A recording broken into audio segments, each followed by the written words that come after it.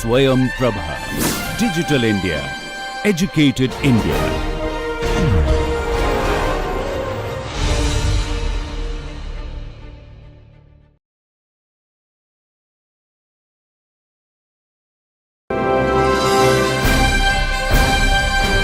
Swayam Prabha.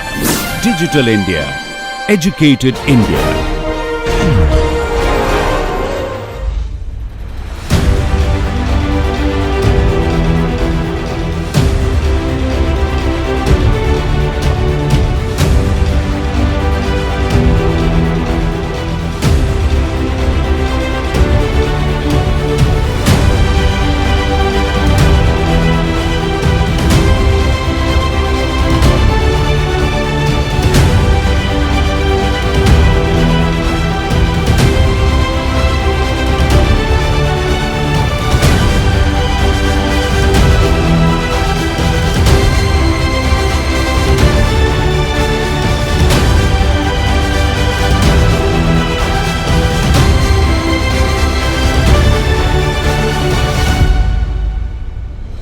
Namaste. Today's session is on performance management and appraisal. In today's session, we are aiming at recognizing the basic characteristics of performance management system. We will also discuss on identifying the factors that make the performance management system effective and value adding process. We will also invite you, if you are a working professional, to critique the performance management system in your region or in your organization. This session, this topic of the performance management system and evaluation and appraisal will be covered in the two sessions. So, in the second session, we will focus on the evaluation of the performance appraisal forms, appreciate the PMS as potential developmental intervention. Performance management system can be understood and rather should be understood as a developmental intervention, developmental procedure. And we will also recognize the alternate ways of performance appraisal and management approaches. To begin with, we must distinguish between performance appraisal and performance management.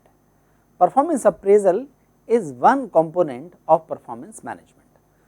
So, performance appraisal include setting work standards, assessing performance, providing feedback to employee to motivate, correct and continue their performance. Whereas performance management is a much bigger system, it is an integrated approach to ensure that employees' performance supports and contributes to the organization's strategic aims. So, performance management starts with creation of the performance appraisal form, identifying the criteria for the performance, building the performance appraisal forms and then moving to performance discussion, performance appraisal discussions, coaching and mentoring and developmental feedback after the appraisal gets over. A strategic planning process must be understood and rather must be recalled to begin our understanding about the PMS, because in the previous slide we saw that PMS has to be linked to the strategic objective of the organization. So, strategic planning, as we discussed in the very first session of this course, entails these 5 steps in general: conducting environmental analysis, creation of organizational mission and vision, setting the goals at the departmental and team and personal level, and then along with that how to achieve the goals, identifying the pathways to achieve the long term objectives or long term goals, that is strategies. And you might recall we discussed about 3 generic strategies: cost leadership, differentiation and niche, and we also briefly discussed about the typical corporate leaderships like integration, diversification, etc. So, coming to our discussion about the performance appraisal, first we must understand what is performance. So, performance is reflected either in the form of behavior or results. What are the determinants of performance? Determinants of performance in any organization are generally understood to be these 3. Declarative knowledge means the specific field, the expertise in your field, in the area where your job is involved. it could be mechanical engineering, it can be software development, it can be learning and development process. So, whatever is the area, what are the technical knowledge that we call the declarative knowledge, procedural knowledge. Organizations are the social systems, they are also bureaucratic systems, process based systems, administrative systems. So, technical knowledge alone is not sufficient to carry out your work. You also need to know how to conduct that work. Suppose I am interested to implement a new technology in my department. I might be very knowledgeable about the technology, and I am also convinced about the role and importance of that technology, the utility of that technology for my department. But just by knowing, just by having a declarative knowledge about that technology is not sufficient for me, or it does not make me capable of implementing that technology, because procedural knowledge is also important, meaning how to convey about this idea, how to present the proposal of implementing new technology, how to convince management, how the decision making process happens, who are the authorities to approve these kind of decisions, what are the financial implications, who is the approval authority, how the approval process works in these matters. All that knowledge must be there if I am interested, I am keen to implement a technology. So, that is a procedural knowledge. Third is motivation. I might have declarative knowledge, I might know the process, but if I am not motivated, my performance will not be good in the organization. So, we need all three. You might think about some people who have been successful in the organization, you can figure out they not only have the technical knowledge, they would also have procedural knowledge as well as motivational element in their personality. You might think about some people who are successful in the organization, most of them would be having all three factors.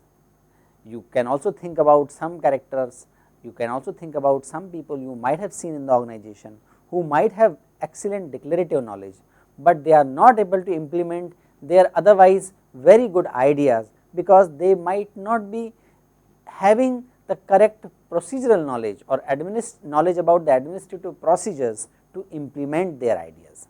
Similarly, you might also recall some of the people who have the good procedural knowledge, who may also have good technical knowledge, but they do not have sufficient motivation and inspiration to implement those ideas, and they are the people who could have performed very well in the organization, but their actual performance does not show up because of the lack of motivation.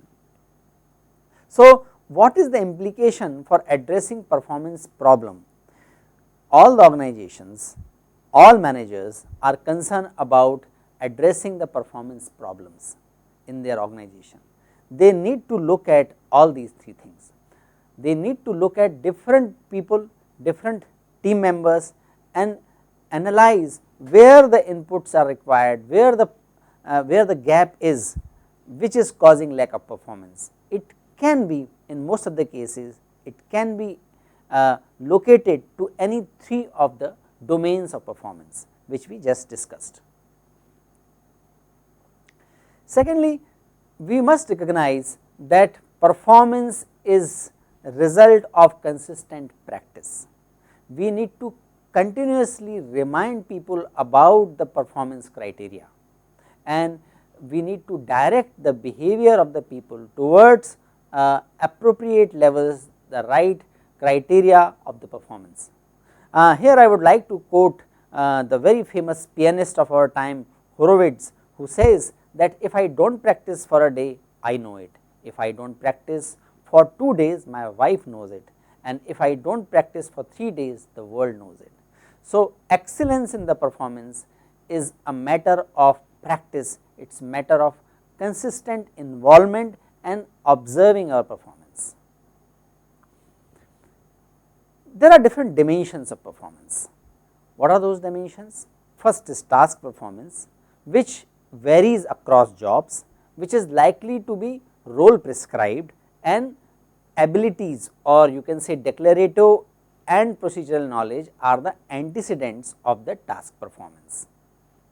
Then comes the contextual performance.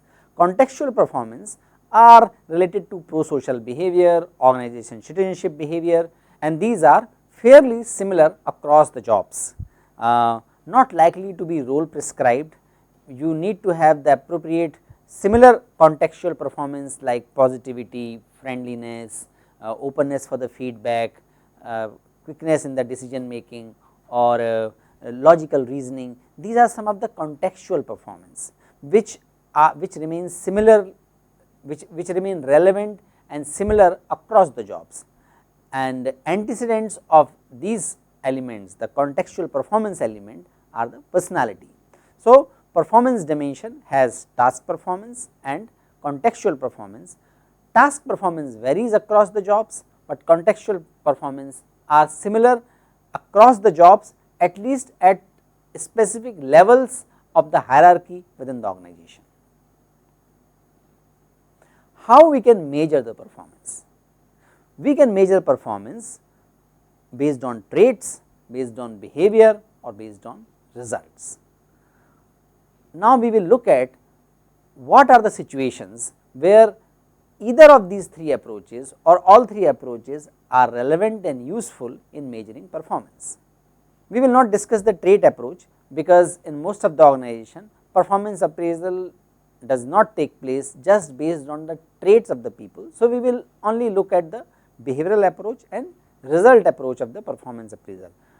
Most of the formal performance appraisal and management systems are based on behavioral approach and result approach.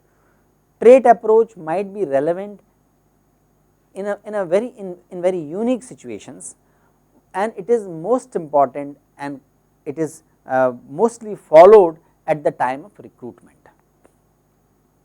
So, behavioral approach is a process oriented approach that emphasizes how an employee does the job.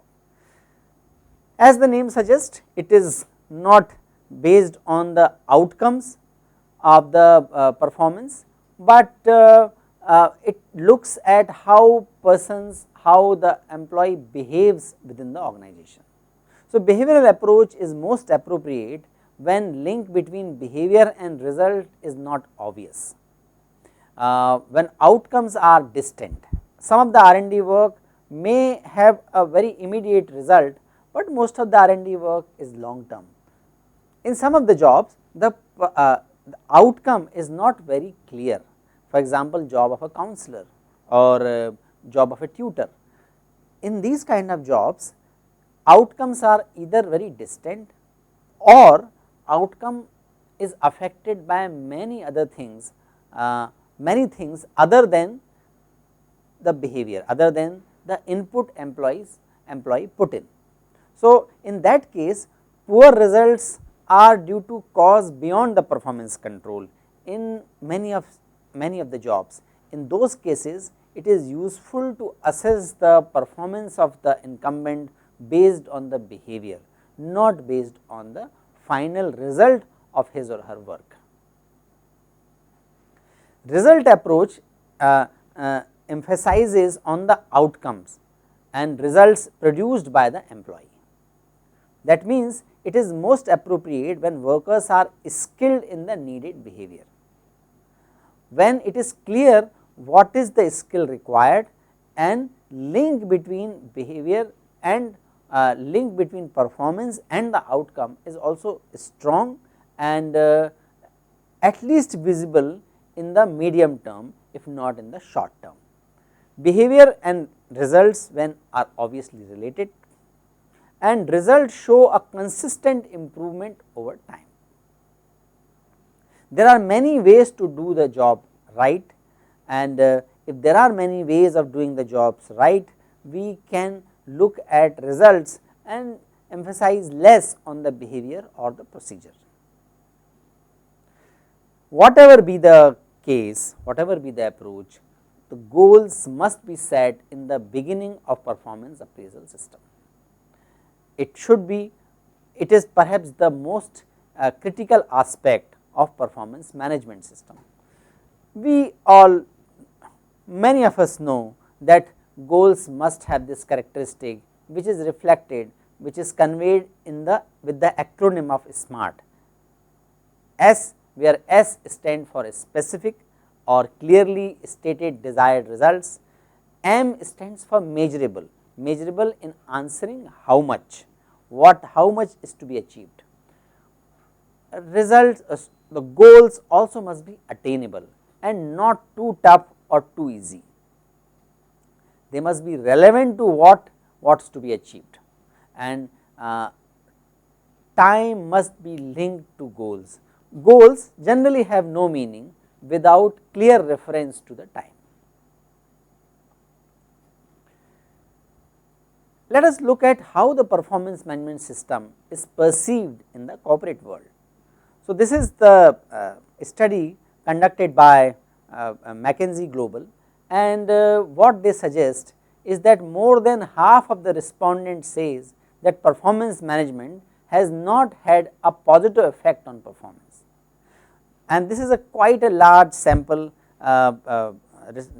Percentage, the number of the respondents are more than 1700, and 54% respondent believe that performance management has not had a positive effect on the performance. In the survey of 1761 companies, how many of them would have changed PMS in last 18 months? This is another question asked in the same survey. So, please remember, first question was about what we discussed. The first question which we discussed was whether performance management system is adding to or helping in increasing the performance. More than half of the people said that it is not adding to the performance, but the same people when asked which belong to more than 1700 organizations, more than 1700 companies, when asked was there any change in the PMS in last 18 months, the response was interesting. You will see that most of the companies, and most means 65% of the respondents said that they have made some or other change in the performance management system. But what kind of changes are introduced? Those are varied. So, some organizations have simplified their ratings, some have simplified the performance review process, some have separated performance and compensation conversations, some have changed the goal setting process, some have increased the frequency of coaching and developmental conversations, some have removed the forced ranking of employee against one another. Likewise, the range of the activities is very high, but good 65% suggest that good 65% say that they have made some or other change in the performance management system. So, this gives a kind of a mixed signal. Half of the people say that performance management is not adding to the performance, not contributing to enhancement of the performance, and more than 60% people are saying that we have made some changes in the performance appraisal, which means they are sincere, they are serious about the performance management system, and they are trying to make it better. So, the next analysis was how the good PMS looks like. Are there specific techniques being used in the effective PMS, or is there something special about the way it is implemented in the organization? So, that is the third point. Probably these are the actionable points for the organizations, and or the points of evaluation, points of reflection to look at their own performance appraisal system and performance management system. What this analysis says is as follows. In the same analysis, it was found that linking individuals' goals with business priorities, that is the first sign of a effective performance management system. An effective performance management system, it adds to the understanding of the employees to towards the performance criteria, which adds to their developmental plan, which also is sufficiently motivating or at least looks attainable to the employees. So, first thing is that individual goals must be connected to the business priorities. What are the business priorities? Please remember generic strategies and cooperative strategies. What are the priorities that are decided by the strategic objectives of the organization? Coaching effectively. If PMS has a good coaching mechanism inbuilt into it, then it is likelihood that PMS will be considered effective. And third, differentiating compensation across levels of performance. If you have very sophisticated performance management system, and based on the performance management system, the distinction or differentiation of in the salary is not there, or differentiation in the compensation amongst the employee based on the performance is not there, people will not take the performance management very seriously, they will take rather lightly, and that is eventually not going to add to their enhanced performance. So, I would like to show this result in the same paper. It says that if goals linked to business priorities, effective coaching by managers, and differentiated compensations are the three most important characteristics of PMS, of effective PMS. And when this is combined by a perception of fairness, these are the four factors. The fourth factor is the perception of the fairness, and that results into a strong significant relationship between positive impact, and these four factors together. So, these four factors together contribute to positive impact on employee performance and positive impact on the organization performance. And please note that the connection amongst these four factors are significant relationship, significant, statistically significant, but not very strong. So, these are fairly independent factors, means you can have good coaching, but you may have a weak link between performance criteria and business strategy, and likewise. But these four factors when are present, that very clearly indicate, when these four factors are present, that very clearly make the PMS much more effective, and that not only that is reflected in the market performance of the organization as well in comparison to its competitor. This is a very insightful paper published by McKinsey company and written by Jean Francois Martin. You can have a look at it, you can download it yourself. So, please recall the module 1 on strategic HRM and think about what is the business generic strategies being followed by your organization. If you are a working professional, I would invite you to reflect on what is the strategy of your organization and is it linked to the performance management system. If you are a student of MBA program, I will ask you to reflect on the company you have done your summer training or your previous job, or you have done some project, and think about, was their strategic objectives were reflected in their performance management system. Were the employees, or are the employees are clear about what are the most value adding activities? What is that in the job of an employee or job of a manager which is the highest value adding activity? All the jobs involves multiple activities. Some are administration related, some are related to reporting, some are related to the actual performance based on which their evaluation, based on which their total performance is based. So, are the most value adding activities linked to the organizational strategy, and does the PMS captures these aspects? I think we need to reflect on all three aspects to see the effectiveness and to gauge the effectiveness of the performance management system. Now, we will look at how to make the performance management system work for the organization, it should not work against the organization, it should add to the organization performance. What are the things we need to take care of? First is making employees at all level feel personally involved in shaping their own goals. Only top down approach do not work in modern organizations. So, it is important to convey the organization strategy and challenges to the employees, making them to realize the importance of their work and making them to see how their work, how their individual activities and critical activities contribute to the organizational performance.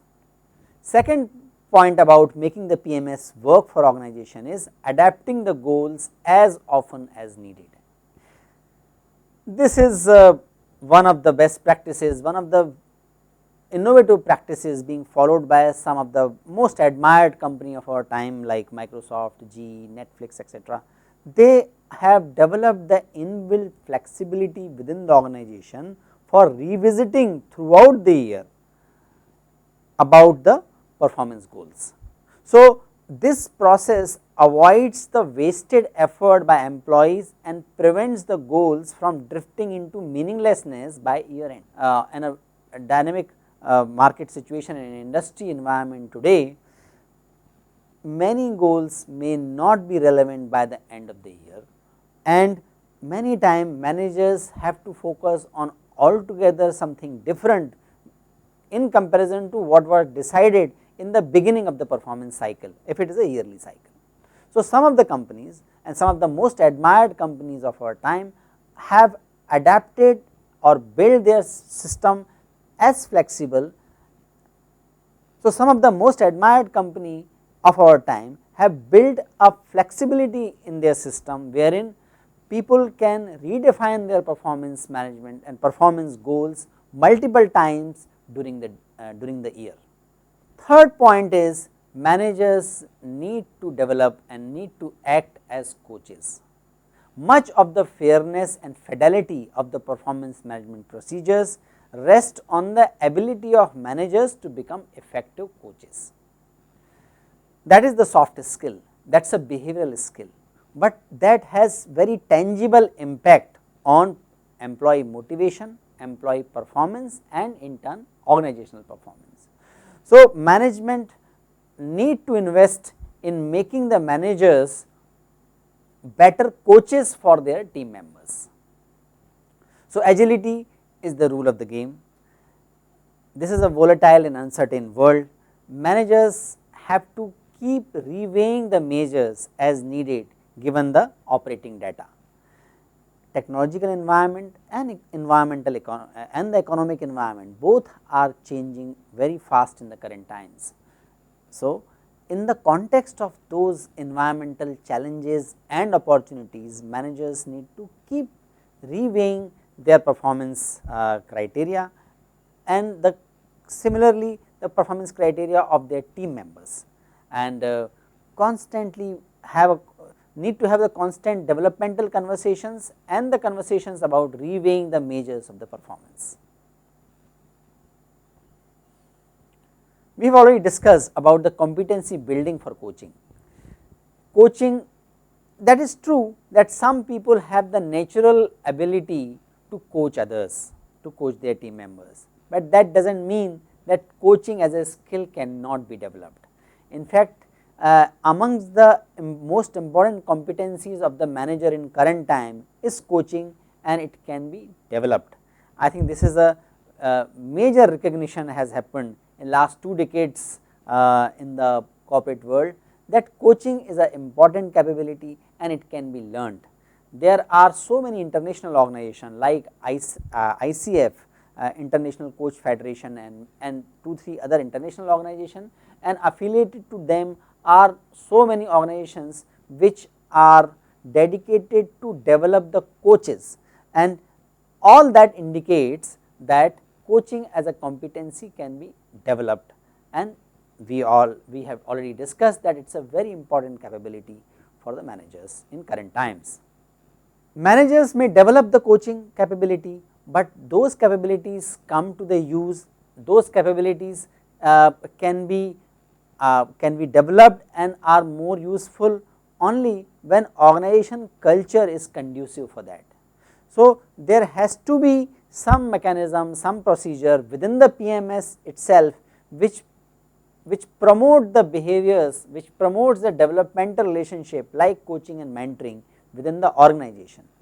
You might recall the CMM model which we discussed in the very first session of this course, people capability maturity model, and that talks about level 5, different levels, and level 5 of the PCMM talks about ability of the system to renew itself. How can we develop a system which can renew itself? It can be developed by creating and sustaining the culture of coaching and mentoring within the organization. In light of the new insights about the performance management system and performance distribution within the organization, managers and employees must be ready for the differential compensation within the organization and within the same cadre. Why so? We are going to look at in a short while, but until there is a difference in the compensation, people will not look at performance management system very seriously. I would like to quote the research by Aguinis and Boyle. In fact, Boyle is the first author, and the very famous Herman Aguinis, who is the author of a very famous textbook on performance management, is the second author. They looked at 193 samples belonging to large number of industries, large number of organizations, and total sample size is more than 60,000. And one of the most powerful insights their research suggests is that performance in the organizations does not follow the bell curve, does not follow the normal distribution curve, where 65% are in the in and around average, and rest of the 35% are at the tail, very high performer or very low performer. Most of our performance management assessment systems and performance management system implicitly or explicitly follow this assumption that performance in the organization is distributed in the form of normal distribution curve. But what they found, Boyle and Aguinis in their work, is that performance is not distributed as a normal distribution curve in the organization. Rather than that, performance follows the Pareto law in organizations. That means 20% of the people give 80% of the results in the organization. So, if that is true, then naturally at the same cadre that law follows, at the same hierarchical level, 20 or some around 20-30% people contribute to significant more than average or somewhere around 70 to 80% of the performance at that level. So, naturally those who are giving that high performance have to be compensated, otherwise they will not remain motivated. You remember the performance, the 3 component of the performance criteria, you remember the 3 component of the performance: declarative knowledge, administrative knowledge or procedural knowledge, and motivation. If we do not compensate appropriately to the high achievers, high performers, and appropriately means if they are not given compensation more than the average employees in that cadre, their motivation will suffer. They will see that there is no meaning of giving the extraordinary performance if organization is not willing to compensate them accordingly. So, their motivation level will come down, and as a result their performance will also come down. They will adjust their performance at the average level. So, the employers must be ready and willing to compensate appropriately to the high achievers, high performers in each cadre, and employees must be ready that if they are not the best performer in their cadre will be getting much more compensation, and in some of the organization it goes up to 3 to 4 times of the average employees. But that is the new insight about the performance distribution and compensation linkage in the corporate world. By the way, spot bonus works. So, the quick reward that those rewards may not be of very high financial value, but they work and people feel motivated when they are given these awards. Technology is emerging as a game changer even in HR. So, people who are capable of using technology, people and the organization which use the technology for the benefit of the performance tracking certainly are benefited by this process, and their PMS can be much more effective. Performance management is very essential because that ensures quality, that takes care of the appraisal issues.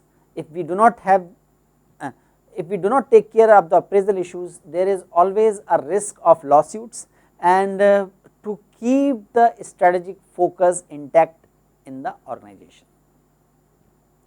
What are the building blocks of good performance management process? A good performance management process must set the direction. It should be based on the role clarification, and now I would like to remind you, when you read role clarification, does something rings. Remember the second session where we talked about the job analysis, role description, job description, etc. So, please remember, good performance management system is based on good job analysis, and that is that is the meaning of, and that helps in attaining the role clarification, which is the characteristic of the good performance management system. Goal setting and planning. If there are no strategic level goals, no team level goals, we cannot have good performance management system for the individuals. There has to be an alignment, which we have talked about. Developmental goal setting. Goals cannot be only about the objective performance. Goals should also be about development. How much development, how much learning, in what aspect I will be learning in my job in next 6 months, in 1 quarter, in 1 year. All those should also be part of a performance management system. We are going to talk about the learning and performance in the balanced scorecard, but here I must point out that a good performance management system always include developmental goals along with the job goals. It must be an ongoing process. If we have performance management discussion only half yearly or only yearly basis, it is not very effective. Sometimes it is shocking as well, and sometimes the recency effect, the immediacy of the performance, immediacy of the activities, immediacy of the performance of the employee affects the overall performance appraisal of that person. So, in order to avoid that, we need to have a ongoing monitoring, and with technology that is possible, with the dynamic goal setting that has become very important in the current times. Ongoing feedback. Feedback need not always be a structured conversation, need not always be a formal conversation being part of the performance cycle. Feedback can be ongoing. Of course, ongoing feedback is possible only in a company, in an organization which has open culture, which has friendliness in the relationship, which has the trust between employee and manager.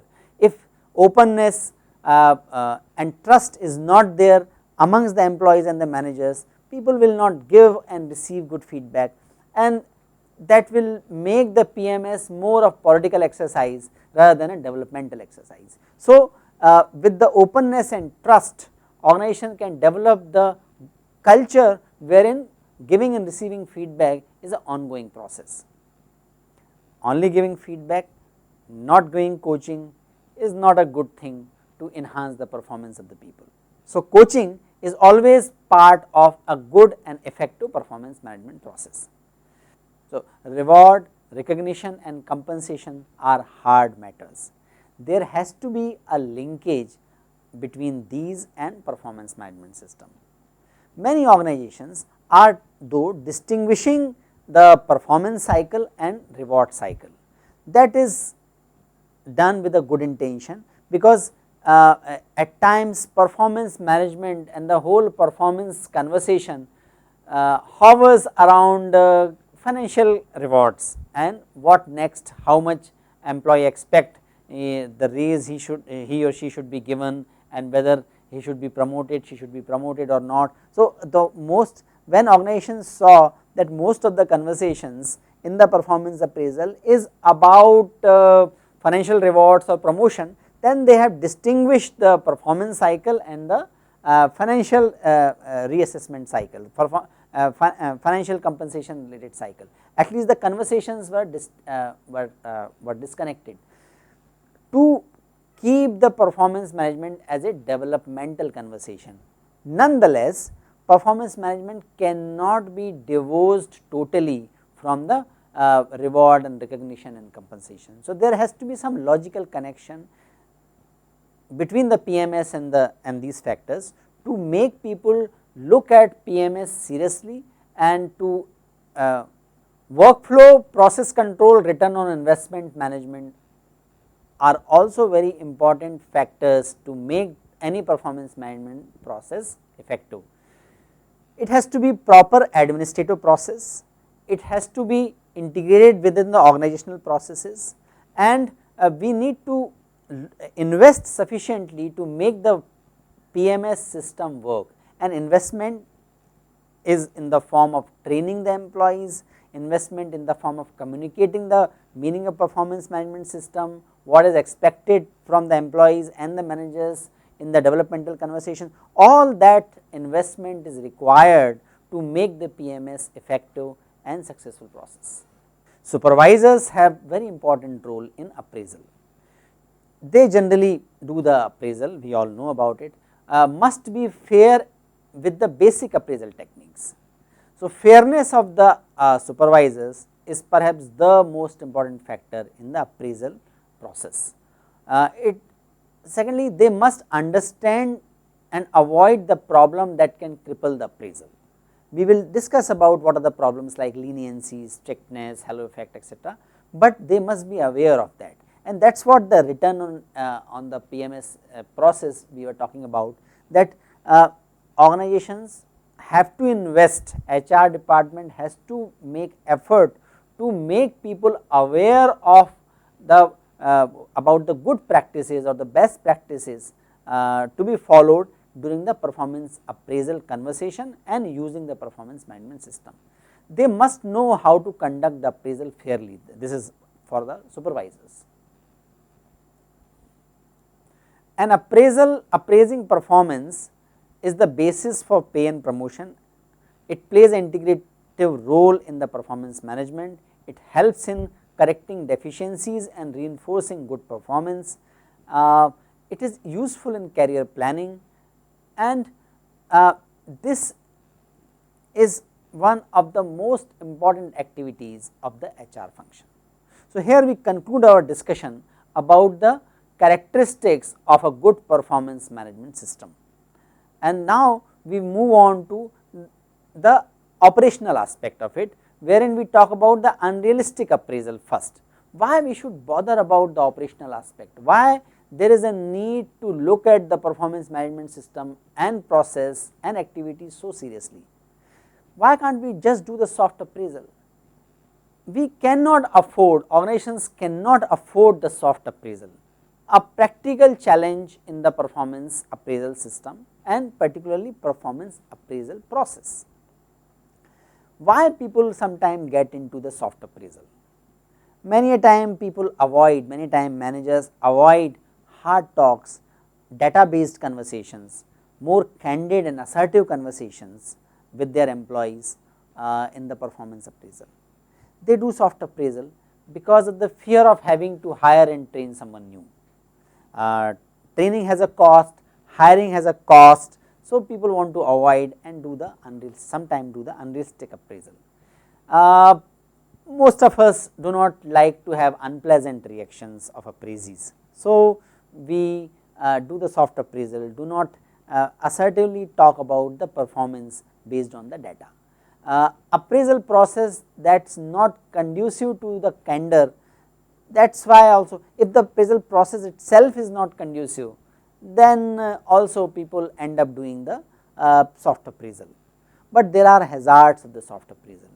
Employees lose the chance to improve, that is the first hazard. If we do not do the hard appraisal, if we do not do the assertive, data based, direct, development oriented appraisal, then how can employee change, how can employee develop in their role, and how can they be developed as better professionals. Second, if we do not do the soft appraisal, if we do not do the hard appraisal based on data and developmental intentions, it may invite the lawsuits. If we have to, if a situation arises when we have to dismiss the employee because of the lack of performance and organization's inability to bear the cost of that employee, then the probability of the lawsuits is much higher if organization and the supervisors were doing the soft appraisal of that employee in the previous cycles. So, that is why we need to have realistic appraisals, not the soft appraisal. What are the steps in appraising performance? So, in appraising performance is involves first the defining the job analysis, job description, etc. And please do not forget that it all has to be focused on the organization strategy. Then comes the appraising performance, the actual activity of the performance appraisal, and third is providing feedback. All three steps are equally important in the appraisal of the performance. Next topic is designing the appraisal tools. In order to design the appraisal tools, we must know the answers of two questions. First, what to measure, and second, how to measure. What to measure? You remember in the beginning we talked about trait based approach, behavior based approach, and result based approach. So, depending on the nature of the job, we need to identify what to measure. Should we measure the work output? Should we measure the performance, the personal competencies, or should we need to look at the goal or objective achievement? In most of the jobs, you have to choose a appropriate judicious combination of all these three factors, because on certain things you look at the personal competence, on some other things you can look at the work output, and on some aspect of the job you look at the specific goals. And then comes the how to measure part, which is generic dimensions, actual job duties, and behavioral competencies. So, these are the details about the work output, personal competencies, and the goal achievement. Any appraisal tool will be the combination of these 6 factors. What can be the appraisal tools? What are the different types of the appraisal tools? What are the strengths, potentials, and the weaknesses of different appraisal tools? These things we are going to discuss in the next class.